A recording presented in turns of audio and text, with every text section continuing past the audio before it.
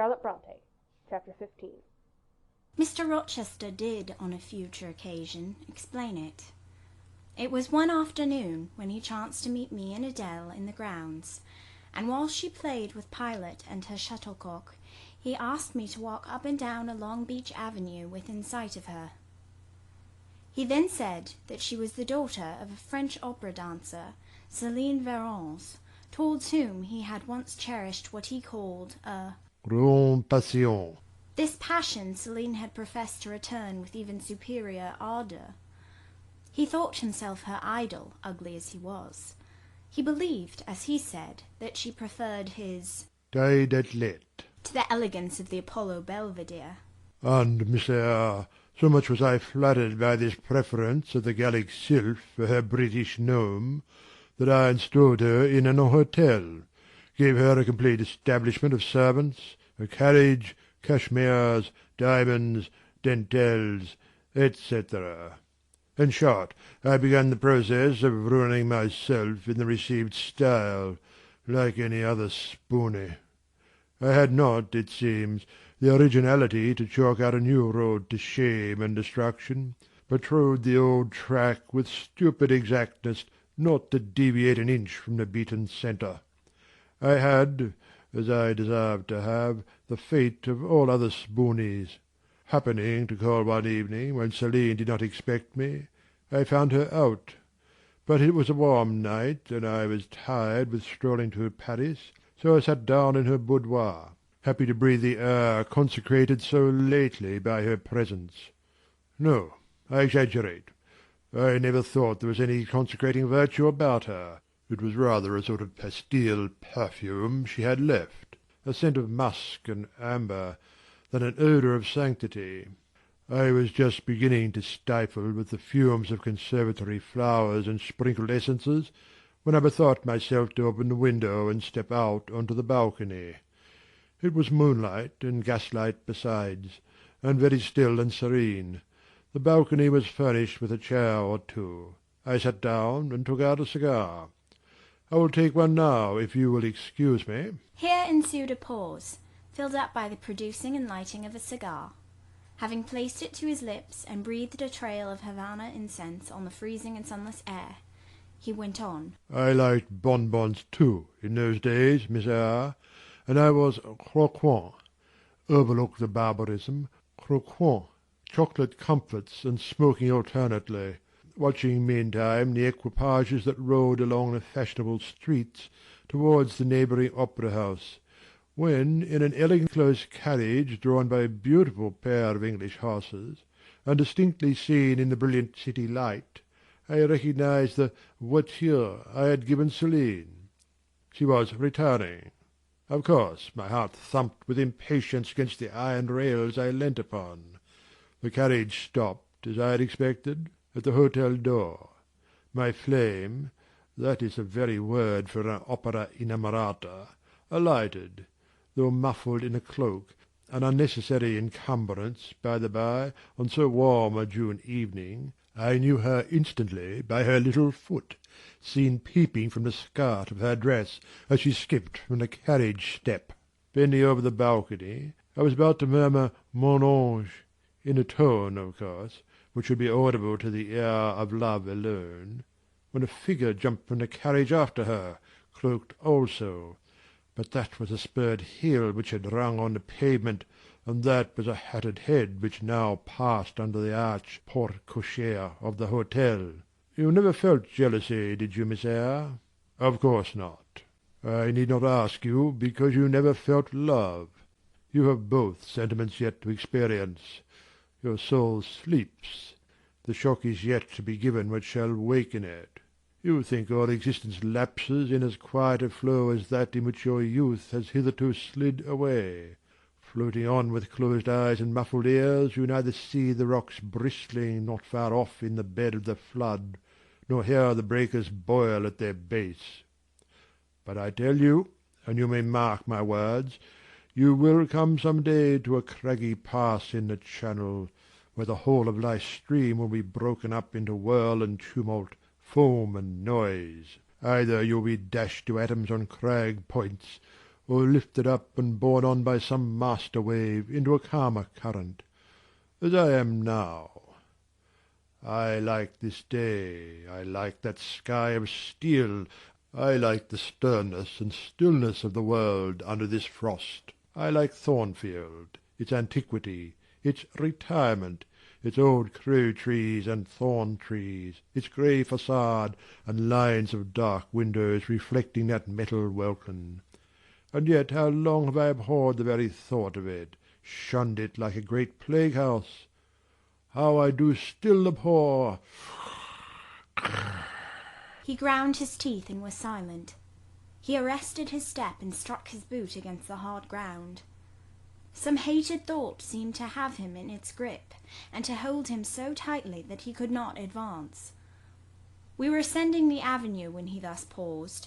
The hall was before us.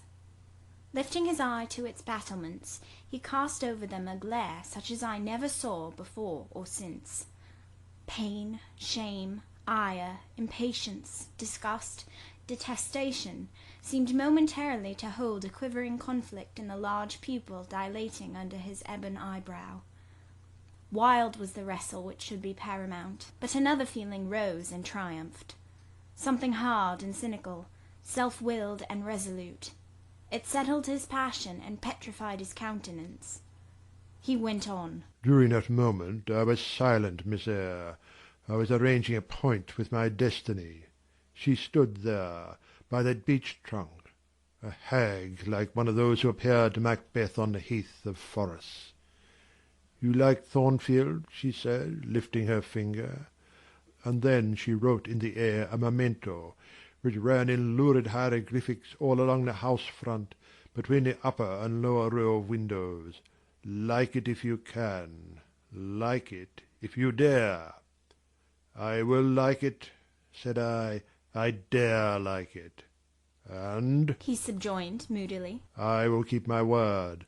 I will break obstacles to happiness, to goodness. Yes, goodness. I wish to be a better man than I have been, than I am. As Job's Leviathan broke the spear, the dart, and the habergeon, hindrances which others count as iron and brass, I will esteem but straw and rotten wood." Adele here ran before him with her shuttlecock. "Away!" he cried harshly, "Keep at a distance, child, or go into Sophie." continuing then to pursue his walk in silence. I ventured to recall him to the point whence he had abruptly diverged. "Did you leave the balcony, sir," I asked, "when Mademoiselle Varens entered?" I almost expected a rebuff for this hardly well-timed question, but, on the contrary, waking out of his scowling abstraction, he turned his eyes towards me, and the shade seemed to clear off his brow. "Oh, I had forgotten Céline. Well, to resume. When I saw my charmer thus come in, accompanied by a cavalier, I seemed to hear a hiss, and the green snake of jealousy, rising on undulating coils from the moonlit balcony, glided within my waistcoat, and ate its way in 2 minutes to my heart's core. Strange," he exclaimed, suddenly starting again from the point. "strange that I should choose you for the confidant of all this, young lady. Passing strange that you should listen to me quietly, as if it were the most usual thing in the world for a man like me to tell stories of his opera mistresses to a quaint, inexperienced girl like you. But the last singularity explains the first, as I intimated once before. You, with your gravity, considerateness, and caution, were made to be the recipient of secrets. Besides, I know what sort of a mind I have placed in communication with my own. I know it is one not liable to take infection. It is a peculiar mind. It is a unique one. Happily, I do not mean to harm it. But if I did, it would not take harm from me. The more you and I converse, the better. For while I cannot blight you, you may refresh me." After this digression, he proceeded. I remained in the balcony. They will come to her boudoir, no doubt, thought I. Let me prepare an ambush. So, putting my hand in through the open window, I drew the curtain over it, leaving only an opening through which I could take observations. Then I closed the casement, all but a chink just wide enough to furnish an outlet to lovers' whispered vows. Then I strolled back to my chair, and as I resumed it, the pair came in. My eye was quickly at the aperture. Celine's chambermaid entered, lit a lamp, left it on the table, and withdrew. The couple were thus revealed to me clearly. Both removed their cloaks, and there was the Varens, shining in satin and jewels, my gifts, of course, and there was her companion in an officer's uniform, and I knew him for a young roué of a vicomte, a brainless and vicious youth whom I had sometimes met in society, and had never thought of hating because I despised him so absolutely. On recognizing him, the fang of the snake jealousy was instantly broken, because at the same moment my love for Celine sank under an extinguisher. A woman who could betray me for such a rival was not worth contending for. She deserved only scorn, less, however, than I, who had been her dupe. They began to talk. Their conversation eased me completely. Frivolous, mercenary, heartless, and senseless, it was rather calculated to weary than enrage a listener. A card of mine lay on the table. This, being perceived, brought my name under discussion. Neither of them possessed energy or wit to belabour me soundly, but they insulted me as coarsely as they could in their little way, especially Celine, who even waxed rather brilliant on my personal defects. Deformities, she termed them. Now it had been her custom to launch out in fervent admiration of what she called my beauté mâle, wherein she differed diametrically from you, who told me point blank at the second interview that you did not think me handsome. The contrast struck me at the time, and Adele here came running up again. Monsieur, John has just been to say that your agent has called and wishes to see you. Ah, in that case I must abridge. Opening the window, I walked in upon them, liberated Celine from my protection, gave her notice to vacate her hotel, offered her a purse for immediate exigencies, disregarded screams, hysterics, prayers, protestations, convulsions, made an appointment with the Vicomte for a meeting at the Bois de Boulogne. Next morning I had the pleasure of encountering him. Left a bullet in one of his poor escalated arms, feeble as the wing of a chicken in the pip, and then thought I had done with the whole crew. But unluckily the Varens, 6 months before, had given me this fillette, Adele, who, she affirmed, was my daughter, and perhaps she may be, though I see no proofs of such grim paternity written in her countenance. Pilot is more like me than she. Some years after I had broken with the mother, she abandoned her child, and ran away to Italy with a musician or singer. I acknowledge no natural claim on Adele's part to be supported by me, nor do I now acknowledge any, for I am not her father.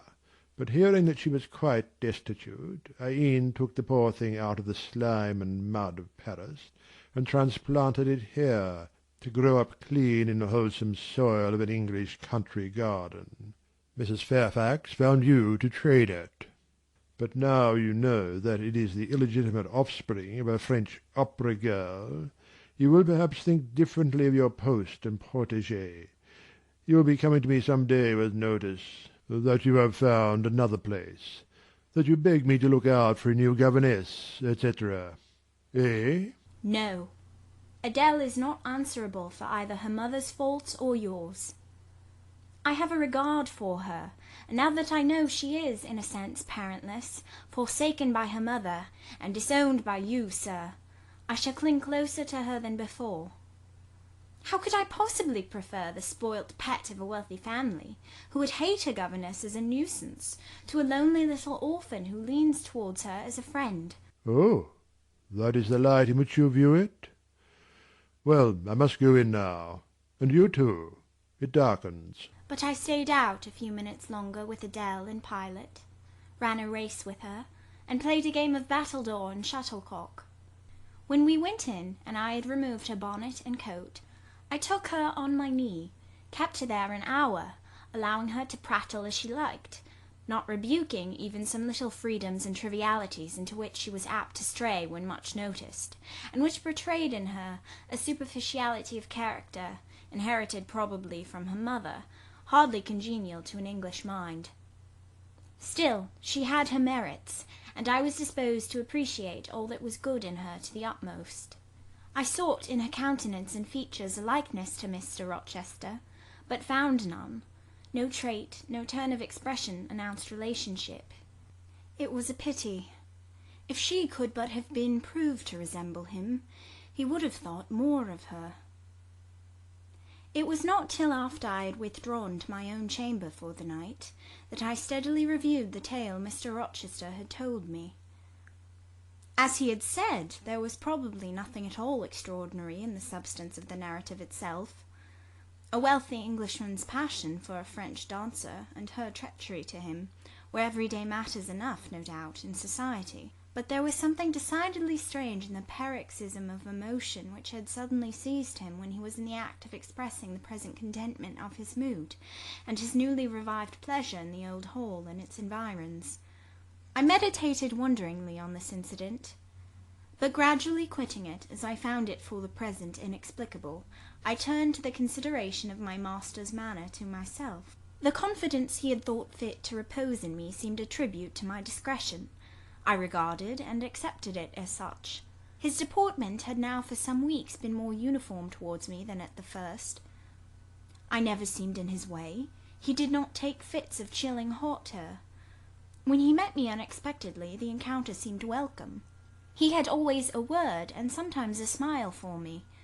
When summoned by formal invitation to his presence, I was honoured by a cordiality of reception that made me feel I really possessed the power to amuse him, and that these evening conferences were sought as much for his pleasure as for my benefit. I, indeed, talked comparatively little, but I heard him talk with relish. It was his nature to be communicative. He liked to open to a mind unacquainted with the world glimpses of its scenes and ways. I do not mean its corrupt scenes and wicked ways, but such as derived their interest from the great scale on which they were acted, the strange novelty by which they were characterized. And I had a keen delight in receiving the new ideas he offered, in imagining the new pictures he portrayed, and following him in thought through the new regions he disclosed, never startled or troubled by one noxious illusion. The ease of his manner freed me from painful restraint. The friendly frankness, as correct as cordial, with which he treated me, drew me to him. I felt at times as if he were my relation rather than my master. Yet he was imperious sometimes still, but I did not mind that. I saw it was his way. So happy, so gratified did I become with this new interest added to life, that I ceased to pine after kindred. My thin crescent destiny seemed to enlarge. The blanks of existence were filled up. My bodily health improved. I gathered flesh and strength. And was Mr. Rochester now ugly in my eyes? No, reader. Gratitude, and many associations, all pleasurable and genial, made his face the object I best liked to see. His presence in a room was more cheering than the brightest fire. Yet I had not forgotten his faults. Indeed, I could not, for he brought them frequently before me. He was proud, sardonic, harsh to inferiority of every description. In my secret soul I knew that his great kindness to me was balanced by unjust severity to many others. He was moody, too, unaccountably so. I more than once, when sent for to read to him, found him sitting in his library alone, with his head bent on his folded arms, and, when he looked up, a morose, almost a malignant scowl blackened his features. But I believed that his moodiness, his harshness, and his former faults of morality, I say former, for now he seemed corrected of them, had their source in some cruel cross of fate. I believed he was naturally a man of better tendencies, higher principles, and purer taste than such as circumstances had developed, education instilled, or destiny encouraged. I thought there were excellent materials in him, though for the present they hung together somewhat spoiled and tangled. I cannot deny that I grieved for his grief, whatever that was, and would have given much to assuage it. Though I had now extinguished my candle and was laid down in bed, I could not sleep, for thinking of his look when he paused in the avenue, and told how his destiny had risen up before him and dared him to be happy at Thornfield. Why not? I asked myself. What alienates him from the house? Will he leave it again soon? Mrs. Fairfax said he seldom stayed here longer than a fortnight at a time, and he has now been resident 8 weeks. If he does go, the change will be doleful. Suppose he should be absent spring, summer, and autumn. How joyless sunshine and fine days will seem. I hardly know whether I had slept or not after this musing. At any rate, I started wide awake on hearing a vague murmur, peculiar and lugubrious, which sounded, I thought, just above me. I wished I had kept my candle burning.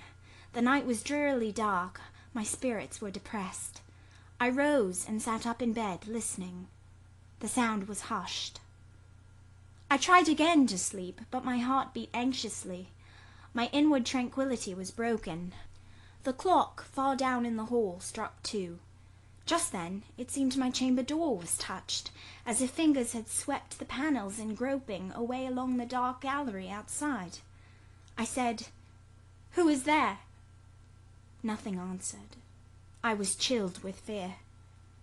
All at once I remembered that it might be Pilot, who, when the kitchen door chanced to be left open, not unfrequently found his way up to the threshold of Mr. Rochester's chamber.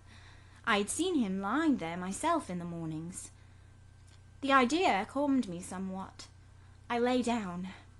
Silence composes the nerves, and as an unbroken hush now reigned again through the whole house, I began to feel the return of slumber. But it was not fated that I should sleep that night. A dream had scarcely approached my ear when it fled affrighted, scared by a marrow-freezing incident enough. This was a demonic laugh, low, suppressed, and deep, uttered, as it seemed, at the very keyhole of my chamber door. The head of my bed was near the door, and I thought at first the goblin laugher stood at my bedside, or rather crouched by my pillow. But I rose, looked round, and could see nothing, while, as I still gazed, the unnatural sound was reiterated, and I knew it came from behind the panels. My first impulse was to rise and fasten the bolt. My next, again to cry out, "Who is there?" Something gurgled and moaned. Ere long, steps retreated up the gallery towards the 3rd-story staircase. A door had lately been made to shut in that staircase. I heard it open and close, and all was still. Was that Grace Poole? And is she possessed with the devil? Thought I. Impossible now to remain longer by myself. I must go to Mrs. Fairfax.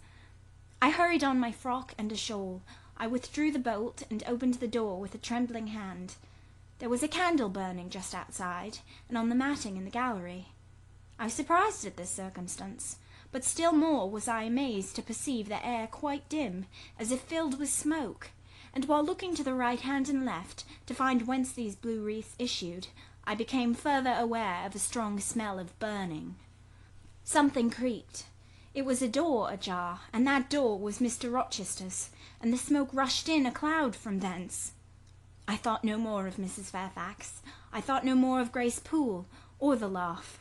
In an instant I was within the chamber. Tongues of flame darted round the bed. The curtains were on fire. In the midst of blaze and vapour, Mr. Rochester lay stretched, motionless, in deep sleep. "Wake!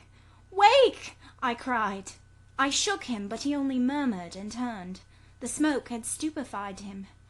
Not a moment could be lost. The very sheets were kindling. I rushed to his basin and ewer.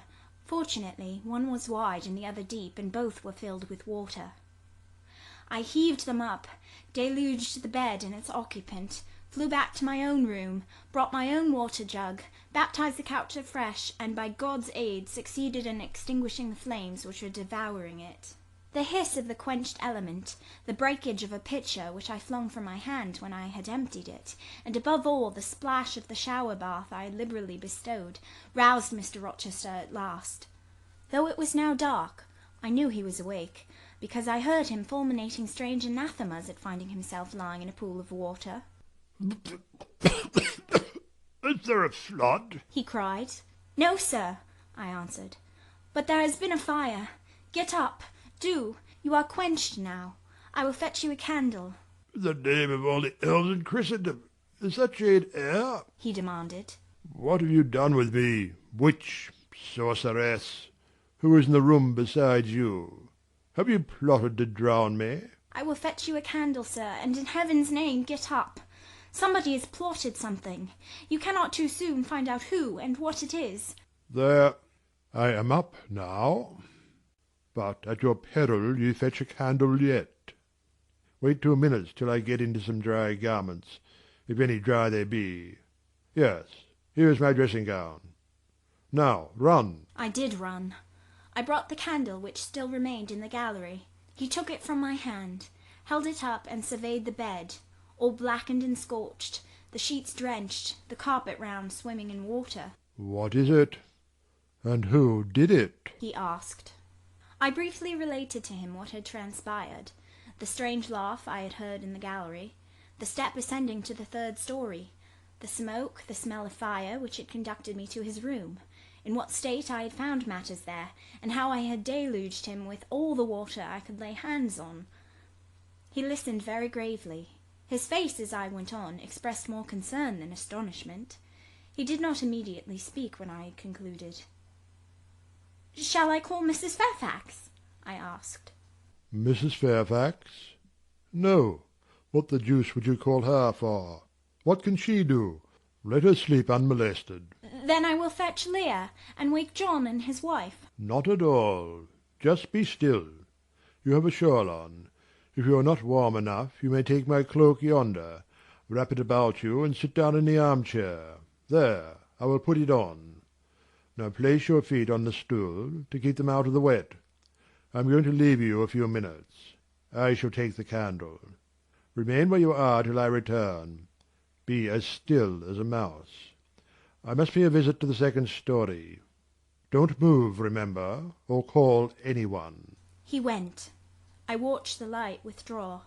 He passed up the gallery very softly, unclosed the staircase door with as little noise as possible, shut it after him, and the last ray vanished.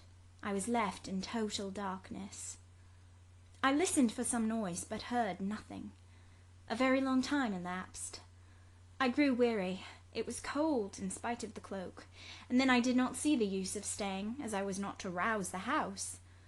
I was on the point of risking Mr. Rochester's displeasure by disobeying his orders, when the light once more gleamed dimly on the gallery wall, and I heard his unshod feet tread the matting. I hope it is he, thought I, and not something worse.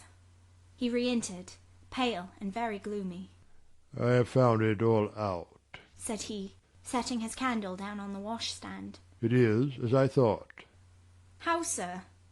He made no reply, but stood with his arms folded, looking on the ground. At the end of a few minutes he inquired in rather a peculiar tone. I forget whether you said you saw anything when you opened your chamber door. No, sir, only the candlestick on the ground.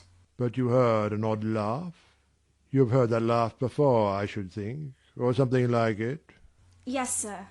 There is a woman who sews here called Grace Poole. She laughs in that way. She is a singular person. Just so. Grace Poole. You have guessed it. She is, as you say, singular. Very. Well, I shall reflect on the subject. Meantime, I am glad that you are the only person, besides myself, acquainted with the precise details of tonight's incident. You are no talking fool. Say nothing about it. I will account for this state of affairs. Pointing to the bed. But now, return to your own room. I shall do very well on the sofa in the library for the rest of the night. It is near 4. In 2 hours the servants will be up. Good night, then, sir, said I, departing. He seemed surprised, very inconsistently so, as he had just told me to go.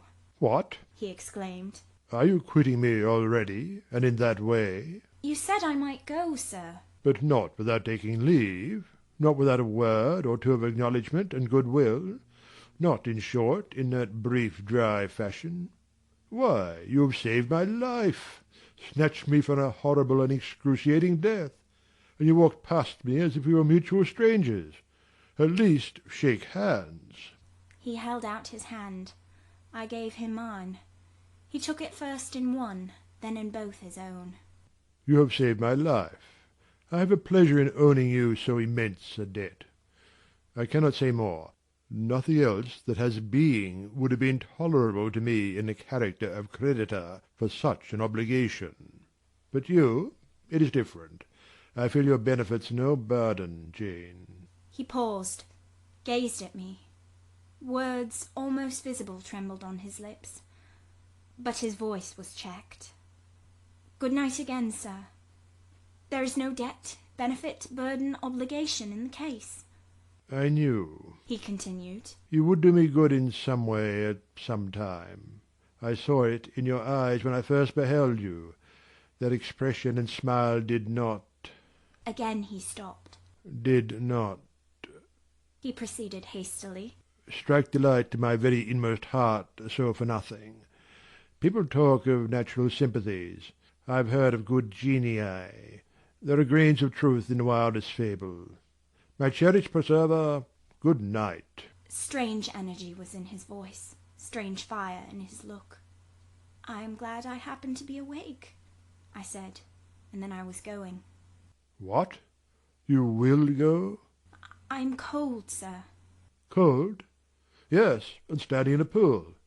Go then, Jane, go." But he still retained my hand, and I could not free it. I bethought myself of an expedient. "I think I hear Mrs. Fairfax move, sir," said I. "Well, leave me." He relaxed his fingers, and I was gone.